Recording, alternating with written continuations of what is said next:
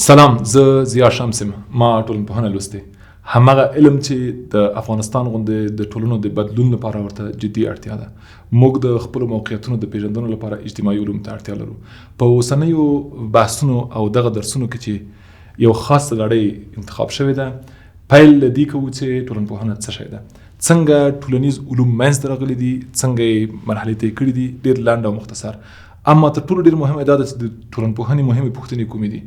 موږ د ټولنپوهنې په زده کولو سره او په کارولو سره کوم تغییرات په خپل ټولنه کې په خپل ژوند کې درلودلی سو، کوم درسونه چې د دې اوسني پیل نه وروسته درلودلی شو او وړاندې کولی شو په بېلابېلو برخو کې د ټولنپوه وظیفې ښیي درته، د ټولنپوهنې د زده کړې او د بېلابېلو شعبو او د سرچینو په هکله خبرې کوي، د ټولنپوهنې مهمې تیوريګانې درته وایي او دا درته روښانه کوي چې څنګه یو څېړنه په ټولنپوهنه کې مهمه ده.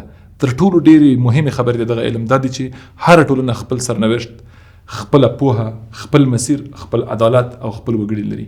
په دې باندې د پوهېدلو لپاره د ټولنپوهنې دغه درسونه تعقیب کوئ او راسره واوسئ. دا بحثونه د هغو کسانو لپاره وړاندې کیږي چې د ټولنپوهنې یا د ټولنیزو علومو له فضا سره آشنا دي او بلد دي. زه هڅه کوم د مثالونو په برخه کې او د ځینو توضیحاتو په برخه کې هغه کچه وساتم چې هغه کسان چې ټولنپوهنه نه ده لوستلې هم د دې بحثونو مستفید شي او ګټه ترې واخلي.